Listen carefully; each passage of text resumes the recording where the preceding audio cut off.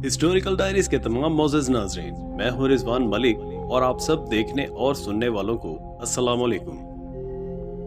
नाज़रीन गिरामी, क्या आप जानते हैं कि हजरत आदम अलैहिस्सलाम और अम्मा हवा से पहले इस दुनिया में क्या था, कौन सी मखलूक़ात थी और गैर मुस्लिम साइंसदान इसके बारे में क्या नजरिया पेश करते हैं। आज हम आपको हजरत आदम अलैहिस्सलाम से पहले पाई जाने वाली मखलूक़ात के बारे में तफसील से बताएंगे।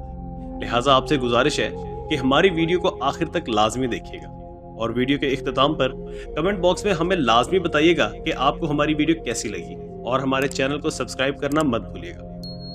नाज़रीन गिरामी, हजरत आदम अलैहिस्सलाम से पहले दुनिया में मौजूद मखलूक़ात के बारे में बहुत से नजरियात पेश किए जाते हैं। ईसाई और यहूदियों का यह मानना है कि हजरत आदम अलैहिस्सलाम की तख्लीक से कबल इस दुनिया में डायनासोर आबाद थे और इंसान की तख्लीक के बाद उनकी नस्ल खत्म होना शुरू हो गई। जबकि कुछ साइंसदानों का यह भी कहना है कि हजरत आदम अलैहिस्सलाम से पहले इस दुनिया पर इंसानों जैसी कुछ और मखलूक़ात आबाद हुई, जिनके ढांचे और बाकियात भी मिली हैं, जिससे ये ख्याल किया जाता है कि हजरत आदम अलैहिस्सलाम से पहले भी इंसान इस जमीन पर मौजूद थे, जो बाकी उम्मतों की तरह खत्म हो गए या खत्म कर दिए गए।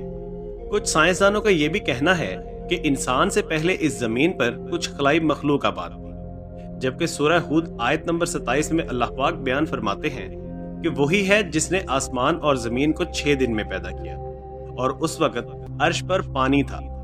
इस आयत के मुताबिक हजरत आदम अलैहिस्सलाम से पहले जमीन पर सिर्फ पानी मौजूद था। कुरान पाक ने इस आयत में किसी भी मखलूक की तरफ इशारा नहीं किया। इससे मुतल्लिक कुछ सहाबा कराम ने हजूर अकरम सल्लल्लाहु अलैहि वसल्लम से भी कहा कि ए अल्लाह के रसूल, हजरत आदम अलैहिस्सलाम से पहले इस दुनिया में क्या था, जिस पर हजूर नबी करीम सल्लल्लाहु अलैहि वसल्लम ने जवाब दिया कि सिर्फ अल्लाह था, ना ऊपर हवा थी और ना नीचे, और अल्लाह पाक अर्श पर मौजूद थे। अल्लाह ताला ने कलम को वजूद में आने का हुक्म दिया और उसे कहा लिख, और इस तरह इंसानों के वजूद में आने से 50,000 साल पहले ही तमाम इंसानों की तकदीरें और क़यामत तक आने वाले तमाम इंसानों के बारे में सब कुछ लिख दिया गया। बुखारी शरीफ में आता है कि आप सल्लल्लाहु अलैहि वसल्लम के पास यमन से एक वफद आया और कहने लगा कि हमें आपसे कुछ इल्म लेना है। आप सल्लल्लाहु अलैहि वसल्लम हमें बताएं कि जमीन पर हजरत आदम अलैहिस्सलाम से पहले क्या था। तो आप सल्लल्लाहु अलैहि वसल्लम ने फरमाया कि कुछ नहीं, सिर्फ अल्लाह था और अल्लाह का अर्श पानी पर था।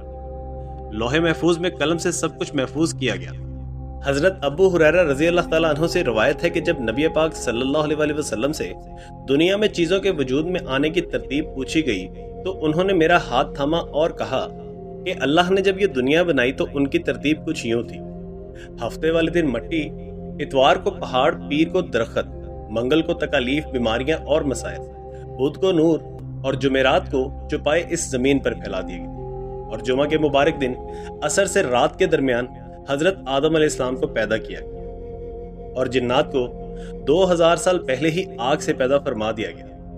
इस तरह ये दुनिया वजूद में आई और हजरत आदम अलैहिस्सलाम दुनिया में आए। इंसानों की नस्लें चली और इंसानों की तादाद बढ़ती गई। इसी तरह एक दिन अल्लाह ताला इंसानों को दुनिया में दिया गया वक्त खत्म कर देगा और जैसे ये दुनिया बनी वैसे ही ये दुनिया खत्म हो जाएगी। बेशक हम सब जानते हैं कि हजरत आदम अलैहिस्सलाम को पैदा हुए बहुत अरसा बीत चुका है और अल्लाह तबारक व तआला ने हजरत आदम अलैहिस्सलाम को पहला इंसान बनाकर इस दुनिया में भेजा। लेकिन सवाल यह है कि क्या हजरत आदम अलैहिस्सलाम से पहले जमीन पर कुछ मौजूद था या नहीं।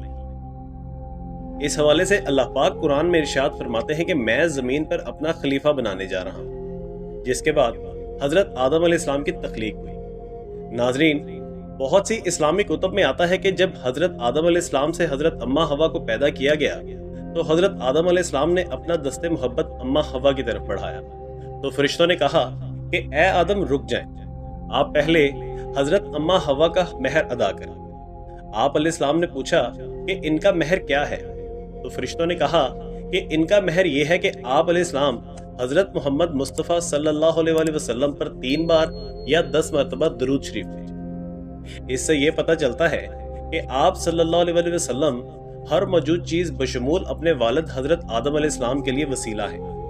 अल्लाह ताला ने जमीन व आसमान को बनाने से पहले फरिश्तों को पैदा करवाया, फिर जिन्नात को आग के शोले से पैदा किया और उनके बाद इंसानों को पैदा किया اور سب سے پہلے انسان اور نبی حضرت آدم علیہ السلام ہیں، اور یہ اللہ تعالیٰ کے پیارے رسول بھی ہیں جو شریعت سے لے کر اپنی اولاد کی جانب بھیجے گئے۔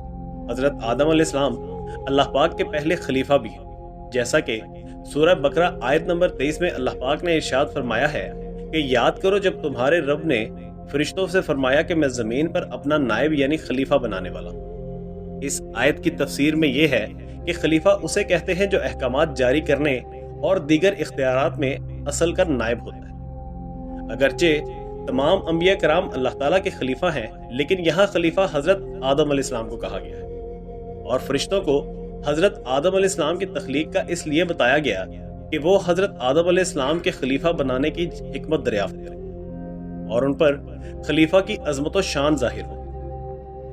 دوستو، یہ بات تو سب جانتے ہیں کہ اللہ تعالیٰ نے حضرت آدم علیہ السلام کو بنا ماں باپ کے مٹی سے پیدا کیا، اور حضرت آدم علیہ السلام کی پیدائش کا واقعہ بھی بہت دلچسپ ہے۔ اللہ تعالیٰ نے حضرت جبرائیل علیہ السلام کو حکم دیا کہ زمین سے ایک مٹھی مٹی کی اٹھا کر لاؤ۔ حضرت جبرائیل علیہ السلام زمین سے مٹی اٹھانے لگے تو زمین نے اس کی وجہ پوچھی، تو حضرت جبرائیل علیہ السلام نے سارا واقعہ بیان کیا۔ اس پر زمین کہنے لگی کہ میں خدا کی پناہ چاہتی ہوں کہ مجھ سے کچھ کم نہ کیا جائے یا میری کوئی چیز خراب کی جائے۔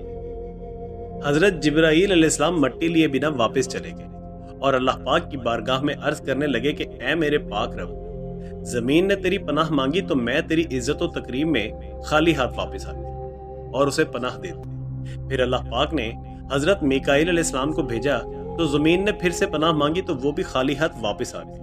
پھر اللہ پاک نے حضرت اسرافیل علیہ السلام کو بھیجا تو وہ بھی خالی ہاتھ واپس آ گئی۔ اس کے بعد جب اللہ تعالیٰ نے حضرت اسرائیل علیہ السلام کو بھیجا تو زمین نے پھر سے پناہ مانگی، تو حضرت اسرائیل علیہ السلام کہنے لگے کہ میں اس چیز سے پناہ مانگتا ہوں کہ اللہ تعالیٰ کا حکم پورا نہ کروں، اور پھر وہ مٹی لے کر اللہ پاک کے پاس چلے گئے۔